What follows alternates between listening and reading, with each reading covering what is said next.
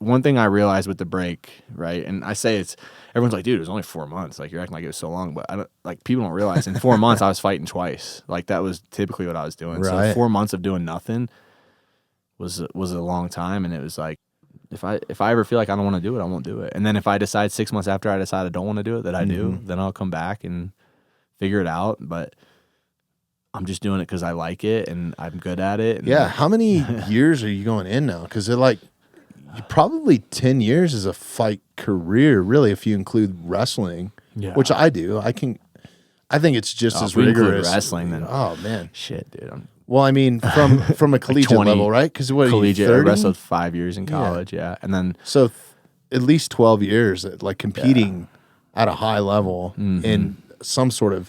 Yeah. I consider wrestling a combat sport. I got in the UFC pretty quick, art, so I was only a pro for like 2 years, and it was in the middle of COVID too, so like not a ton of activity there. And then got signed to the UFC.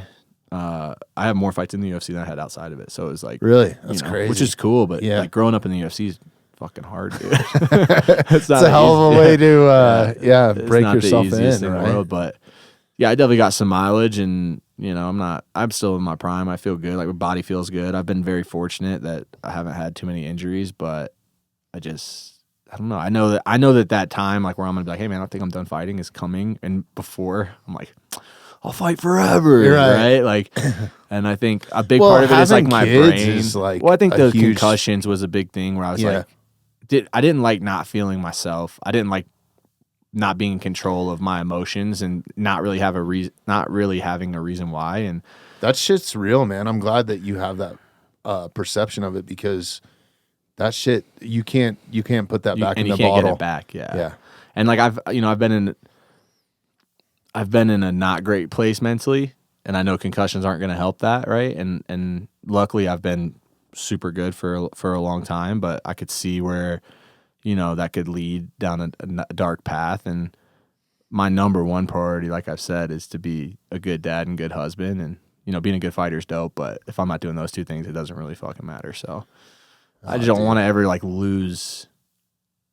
I don't want to end up like some people that I see, and it's super sad to me. And I'm like, man, I knew you when you were super intelligent, easy to have a conversation with, could talk about anything, and we're informed. And now I'm like, what the fuck is going on with this guy? Right. And unfortunately, there's a lot of people like that in our sport, and there's a lot of guys that stay too long, man. Yeah, and I don't want to ever be there. And I think I'm like realistic enough and like have good enough people around me to be like, hey man, let's just be done with this, And I feel confident in that, and that's a good thing. And that's not right now. I'm super excited for this fight in March, and I'm fighting a guy I'm super familiar with. I trained with him for a year at Factory X, and that's right. He's a buddy of mine. Dude, when I first saw it, I thought it was Benoit, and I was like, wait a minute. I'm going Did Cody change fucking chop his leg off? I was so confused by that. Yeah, so Julian's a buddy, and that's weird kind of, but at the same time, I've never looked at fighting as like I won't say it as a personal thing because it's always personal, but I've never looked at it as like, oh, I fucking hate this dude, right? Like I've never done that. So,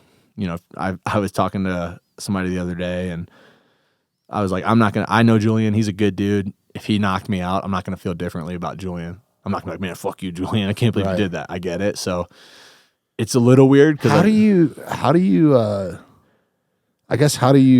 build aggression then? Where's the aggression? Do you like block it out that it's your friend across from you, or how do you?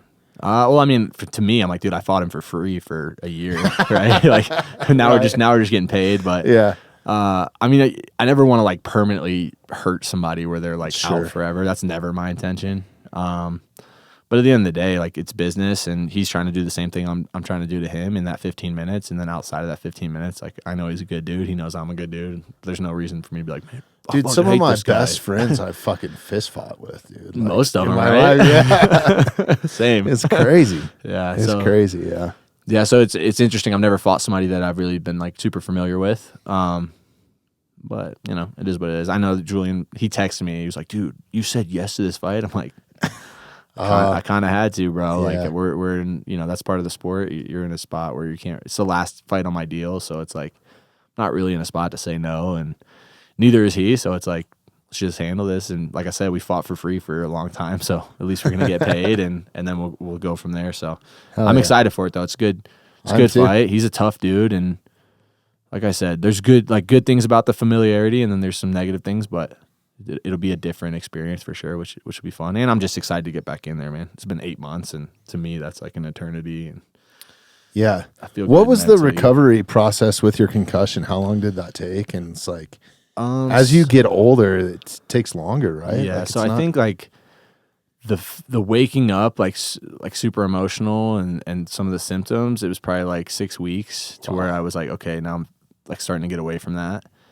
And then I did a lot of neuro work with my PTs over at Barwis, which they do a ton of neuro work with like quads and paraplegics, and so that helped a ton, I think, and like really just tried to focus in on like, okay, let me just get my brain feeling right before I get back in there. And there's a lot of like light therapy and things like that. And what do you think was the biggest help out of all that? If somebody, I think just the time off. I think like not taking any head trauma, not taking any trauma really. You know, I was just in the gym coaching. I wasn't training. I wasn't practicing with the guys. I was like, which was tough because I'm like, all right, fuck it, I'm here. I might as well train. But just kind of this fear, I think, and being scared of like, hey man, this was not a good thing. Like, well, even to the point like doing like crossword puzzles can be damaging or prolong it. or, right? you know, like looking it's at insane. one thing that was good about it was I was always on my phone. Yeah. And then like being on my phone would kind of like trigger some symptoms. So I like couldn't be on my phone, which was a really good thing. Yeah. So I think good. I think the time off was good for a lot of reasons, but just for my brain, I think it was good. And like I said, I don't think I would be doing right by Bobby and the kids if I was like, all right, I'm gonna hop right back in. So I had to take some time off. And she would never like tell me, hey, you need to fight again or whatever. But when I told her I was fighting again, she's like, well, good, you're a good fighter. You need to fight again. Hell yeah. But so, you know, that was good to have her support. And coach kind of said the same thing. He's like, yeah, I want you to fight again. I just want you to take time. I want you to fight again. Yeah. And I'm like, you know what? I want to fight again too, right? Like I had to kind of like figure it out. But Yeah. and you know, I think part of it is like, don't let people steal your joy. And I was like kind of letting that happen where I was like, do I not want to fight again because of everyone else, or do I not want to fight again because I don't want to fight again? And it's like, no, you want to, but you're kind of like buying into all the noise. And I think that's easy to do. And so I'm not like hard on myself for that. But at a certain point, it's like, dude, fuck these people. Especially at that. Yeah, just fucking prove them wrong, man. Fuck them. Yeah. That's what I say. Or just fuck them, dude. Because Yeah.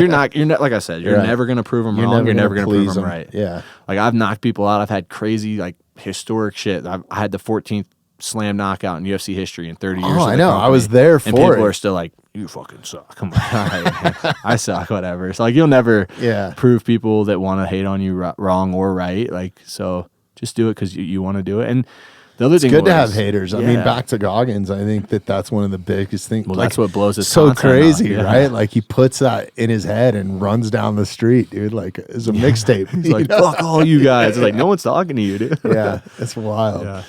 That was an interesting thing. I forget who fought. Dustin fought on the same card as Tony when he had Goggins in his corner. And Oh, right. yeah, Goggins is like, we were I could there. only It imagine. was so interesting, man, because like this guy, They should have mic'd him up. They for should that. have, but he Yeah. was so like, we checked in. I'll never forget. We checked in, and Goggins is like giving the death stare to everyone. I'm like, damn, bro, this guy's angry. All got that some time. balls on I'm him, like, huh? this guy's so angry, bro. I'm like, dude, no one hates you here. I promise. We've probably all listened to your book. Like, come on, dude, relax. Dude, the worst is to put